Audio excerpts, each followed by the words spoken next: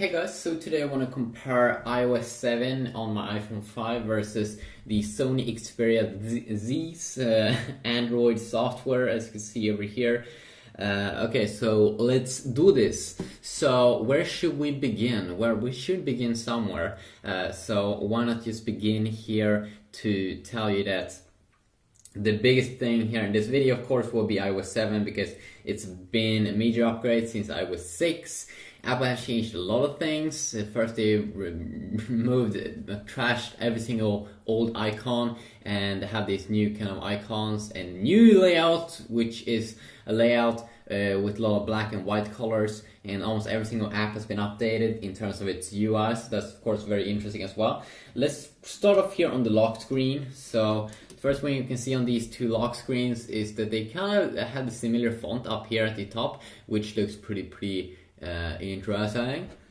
So you can see here on the Xperia Z you have a quick access to the camera and also to your music, while on and then of course also on both these two devices you do have a widget, and if you want to unlock this device you can, while on the iPhone 5 you also have a quick access to the camera, and if you want to access the music, you can actually go to this, I think it's called the control center, and this is a center that you can swipe up from wherever you are on your iPhone. You can almost like swipe up from the bottom. I'm not sure if it works in apps, but when you can swipe up like this and you get some quick toggles here finally on the iPhone, like your Wi-Fi, airplane mode, Bluetooth, do not disturb mode if you don't want to have any incoming calls, a screen lock mode if you don't want to rotate your screen.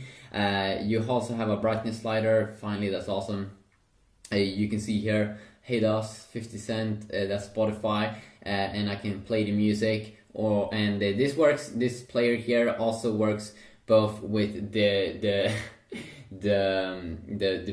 works with both Spotify, third-party music player, and also the built-in music app, maybe even other music apps also, and then you do see some airdrop thing down at the bottom. I'm not too much into that. And then you have the quick widgets at the bottom here, like you have this flashlight, you have the compass, you have the calculator, and you do have the camera, of course, and the camera app has been kind of updated-ish. So that is that. Let's continue on here. You can see here I also have a quick access here also to the camera, and the reason why they have a quick access here to the camera is because usually a camera is something that you sometimes want to take up quick and take a picture of something. If you want to, if you swipe here to the right, you don't see anything. But if you swipe to the left, then you do unlock your device and see that cool kind of animations, and one of those animations is, or some of those animations is some of the cool new things here. So that is the first thing here. Now the second thing that is making these two devices different from each other is that in Android here, of course, first of all, we can change the whole UI on Android if we would like, with different apps and different launchers. But the main thing here between Android and iOS here is that on iOS here you just have a grid of icons. So we can only have a grid of icons here. You can't have any widgets or cool Facebook widgets or any other cool widgets like music player widgets or anything. You can see here on my Sony Xperia Z here I have some cool widgets here for a music player, and then of course I can add so many other widgets. I have widgets here for quickly toggle things. I can see the weather up here. I have a quick search widget as well, and that's the main thing here between these two home screens that you will see to be the difference, that on Android you can both have apps and widgets here on the home screens, while you are a little bit more locked down there on your iPhone, even in iOS 7. So you can see here I do have the widgets. I have a ton of widgets here that I can just add and really customize. I also have different themes here. I can of course enable to change the whole UI on my device, and it's pretty intense how many different themes here, and of course I can get more themes if I would like. So that's the main thing here that's different in that area. And if you want to find all of the apps here, of course, in my Xperia Z, I can just go into the app drawer here and I can find all the apps. So the cool thing is that if you don't want to have any apps, if you don't want to show anything on your home screens, you have the freedom to remove everything. Now also, let's take a little look here. If you swipe down from the top, you can see here that in notification center kind of on the iPhone, we do have the calendar that's being focused with a nice transparent background, and then we do have a stock section. And then also I assume that when you get notifications, they will show up here somewhere, maybe on all, maybe on missed. Maybe you can see missed calls and missed stuff, all of those over there. And I really love that transparent background that is in the default. Makes it look much super nice, good. You do get some quick toggles up here on the Xperia Z, but of course many of those toggles you already get here wherever you swipe here on the iPhone, of course. And then you do get a quick access here to the settings area. If you talk about multitasking, you do have a quick multitasking button here on the Sony Xperia Z. While it's the same here, you just double tap on the iPhone, and I would say that it seems like I would probably, maybe, I'm not sure which one I do prefer. Both have a way of in multitasking. You can see here it's a little bit different in iOS 7 compared to other iPhones, where usually it's been at the bottom, which was kind of like a horrible system. Now it's a little bit more interactive, a little bit bigger here. You can also see a big fat logo there, so you can see all the apps that I've opened up. Very nice swiping way here. If I want to go back, I can just quickly swipe to the left. If I want to remove an app, I can just swipe up. But there's no button to close everything, which I would love to have. Would really love to have that,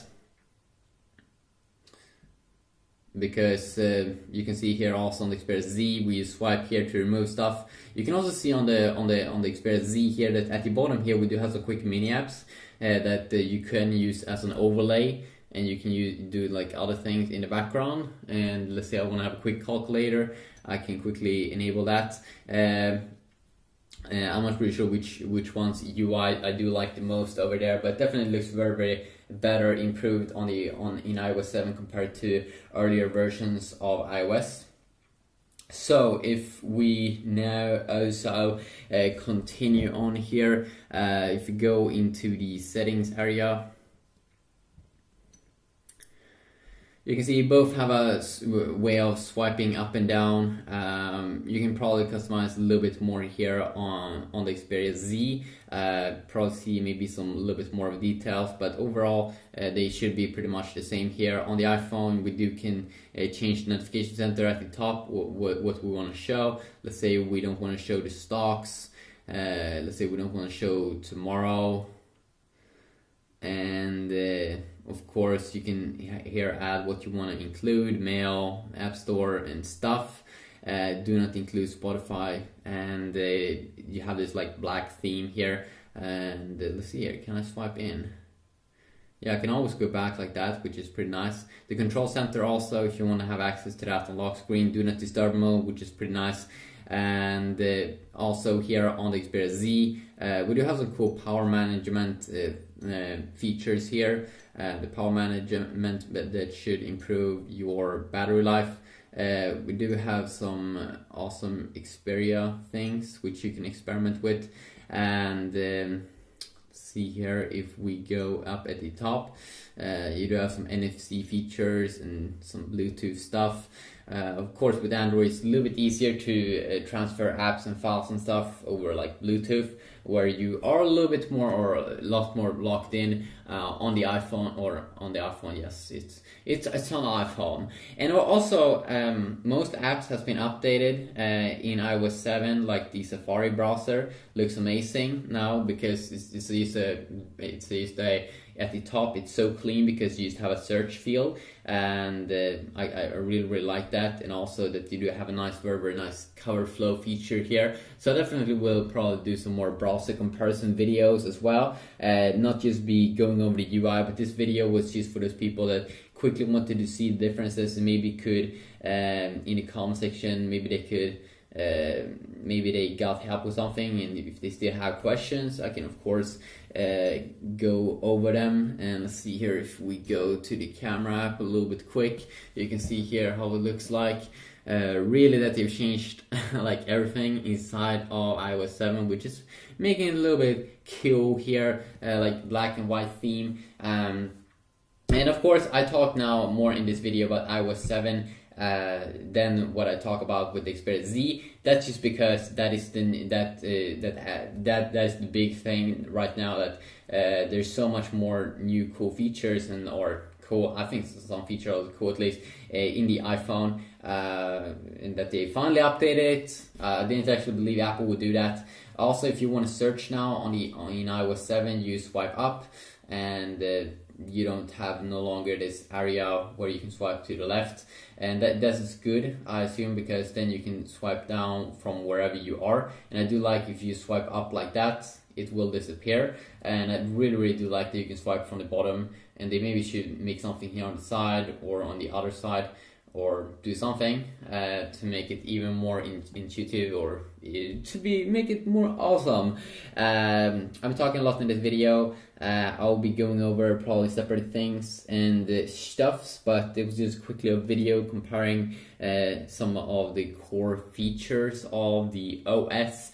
And yes, you can actually call with these devices, so no matter which phone you buy, you will be able to call me. Have a good day.